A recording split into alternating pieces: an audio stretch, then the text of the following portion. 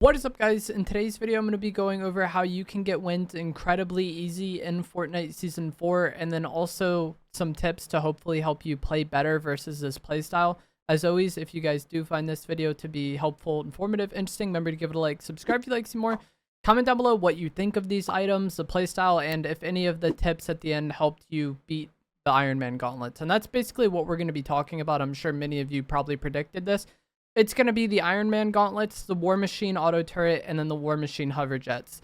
These items together create such a ridiculous combo that is just very oppressive to play against. And if you've been playing over the course of the past few days since the Iron Man update, I'm sure you're well aware of this. All of these items you can get from just regular looting, but your best bet to get the War Machine items is going to be from the Avengers chests that can spawn at every POI. And then all of the items you need can also be found in the armories that land on the map throughout the course of the game.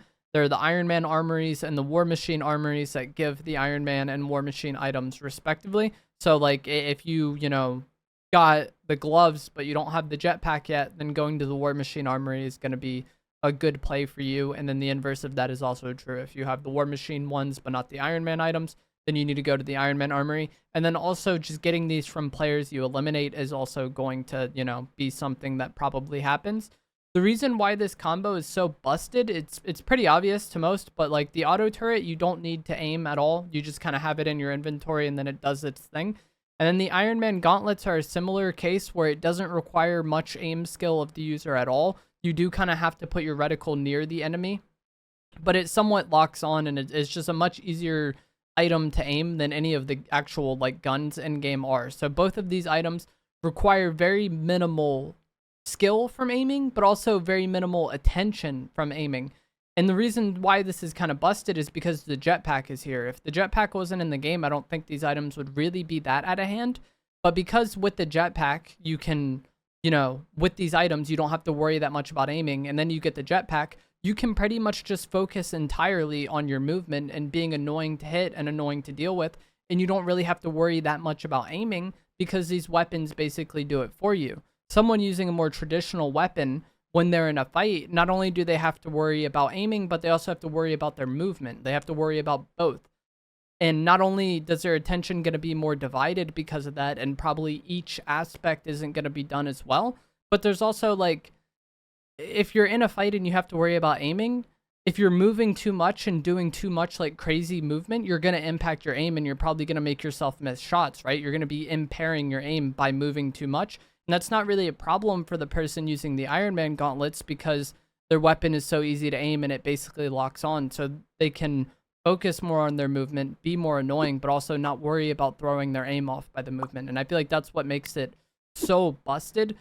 The floor on these items is just so incredibly high because of the auto aim aspect. Even at the worst, you're just going to be doing so much damage to your opponent over the course of the fight. So yeah, if you just want to get easy wins in Season 4, carry these 3 items, some heals, maybe a shotgun if you want it, but I think some people just literally only use the Iron Man gauntlets, and then fly around just really erratically in fights and eliminate your opponents over time, because this is just a very DPS or damage over time oriented playstyle. The longer you exist and the longer you're flying around, the more damage your auto turret is going to be able to do, and the more damage your Iron Man gauntlets are going to be able to do. And like I've talked about in many videos in the past, abusing these gimmicks and relying on them too much can come back to bite you if you do want to get better at the game, because eventually these items are going to get nerfed or they're going to get removed, and then you'll have to go to a more traditional playstyle. And if you've only been using this, you probably didn't get better at that traditional playstyle. Whereas if you play with guns now, you'll get better with guns over time. And then eventually when these items are gone, you'll probably benefit from it. But if you're someone who's been playing for years, it's not going to hurt you too much to play with these items for a bit. And it's most people don't actually care about getting better. They just want to get wins. So if you just want to get easy wins, unfortunately, the Iron Man gauntlets and the auto turret and the jetpack are just a ridiculous combo. As far as tips for playing against it goes, I might make a more detailed stop losing to the Iron Man gauntlets video. The reason I haven't done that yet is because it's tough. This is just a very difficult item to play against. Like I said earlier, the floor is just so high on these items that even at their worst, they're going to be a problem in a fight. So it's hard to give advice for playing against it. The first thing I can say is just try not to fight them straight up. If you get into like a 50-50 fight with these where, you know, you're out in the open jetpacking and they're out in the open jetpacking, you can get wins in a fight that way. I do it often, you know, using the AR. But the thing is, you have to be perfect. Like, if you miss shots, if you miss a decent amount of shots, the Iron Man Gauntlet user isn't going to, and then eventually they'll beat you. And then, like I touched on earlier with the movement, your movement isn't going to be as hard for them to track because you have to worry about aiming, whereas they're probably going to be harder to track because they don't have to worry as much about aiming. So, like, just fighting them straight up dry, no early damage, is not going to work often, or like, you know, that's not like the best thing to opt into. Playing from range can be good because the Iron Man Gauntlet range lock-on is limited, but the thing is, you're probably not going to kill somebody from like 100 meters often this season because of how much mobility there is. But if you can open the fight with some like tags and then kind of keep that pressure during the course of the game, or the course of the fight, sorry, and just like, you know, constantly take advantage of the fact that you started the fight ahead, I think that can be a good way to win a fight versus these items, because they don't do like the most damage immediately. It's more of a damage over time item. So if you have like a significant damage advantage on them, that's great. You really just want to avoid being third-partied by the Iron Man Gauntlets and being in a situation where y'all are both full health and the fight is starting on neutral terms. If you can start the fight with opening tags, that's great. And then just keeping the pressure on them, you'll eventually win the fight. I think also fighting them indoors, if you can, I think will make your life a lot easier, because like an indoor fight doesn't like work that well for these gauntlets. What that person wants to do is just fly around and shoot down on you.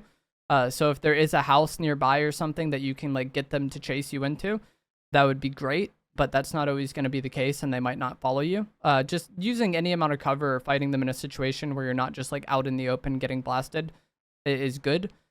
If you can get close to them and you're confident in your aim, the shotgun can deal massive damage and be enough to just like win the fight, you know? Like a shotgun 200 plus damage shots, which can happen with the Sovereign or the Gatekeeper shotgun, is going to easily out DPS the Iron Man Gauntlets. The thing is, it requires very good aim, and it requires very good aim in like a stressful situation. A lot of people don't do well when they're getting shot by the auto turret and the Gauntlet user, and there's just a lot going on, you know? And then like I touched on earlier, the movement is going to be rough, but if I can make it a shotgun fight, that's something I want to do versus these gauntlets, because in just like a straight up, you know, jetpacking around AR fight, they do have somewhat of an advantage. Also, going to the Iron Man drops and preventing other people from getting it can be beneficial to you, but the thing is, this isn't going to completely stop it from existing. Other people will have it, obviously, but this could be a situation where you like nip it in the bud and stop somebody from getting it who might have been a threat later on. But the thing is, these areas are often very chaotic and very populated, so you do have to keep that in mind. The area around the armories typically has a lot of people going for it, so that's a risk and reward that you maybe need to consider. If I'm in a situation and I hear people using the Iron Man gauntlets, I am targeting them, and I'm like more worried about eliminating them than I would be just somebody with a gun. And there's a lot of times where this happens, like Medallions, for example. If you see people fighting and you think one of them is a Medallion player, you're probably going to be more fixated on that person, right? I feel the same way about these Iron Man gauntlets. If somebody's using them, they're a priority for me, or getting them out of the game is a priority for me. The medallions themselves can also be helpful because, like I talked about before, you don't want to end up in just like bad situations versus this item, or neutral situations versus this item. So having the scan medallion or the scanner NPC can improve your awareness, make you more aware of potential third parties, and then obviously Siphon as well. Getting some heals after an elim to hopefully not be as weak if you do get third-partied is good. And then one final thing I want to talk about is cars. I think using cars can be a somewhat decent counter to the Iron Man gauntlets. I know people are going to say the Uni Beam. We'll get to that in a second.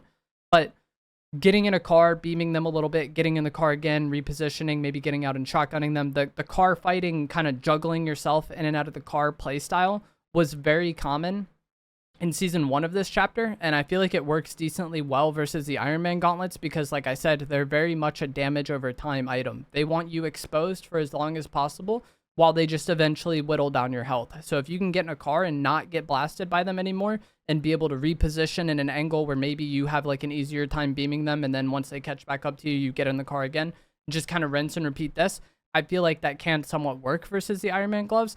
And then also when you get into a car, a lot of people are going to try to get in with you, maybe do the pickaxe trick. And again, that's a fight that I feel a lot more confident in. If they get in my car with me and I just get out and then start shooting them, I feel a lot better about that fight than them just sitting in the air shooting me with the Iron Man gauntlets, you know? So like using cars, I think is my best counter to this item.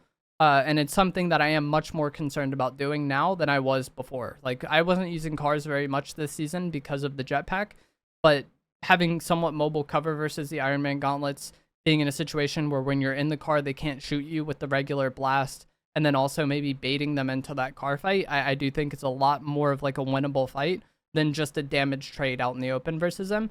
And then a lot of people are going to say that cars don't work because the Uni Beam can hit you through the car. And that is true. The Uni Beam can hit you through the car.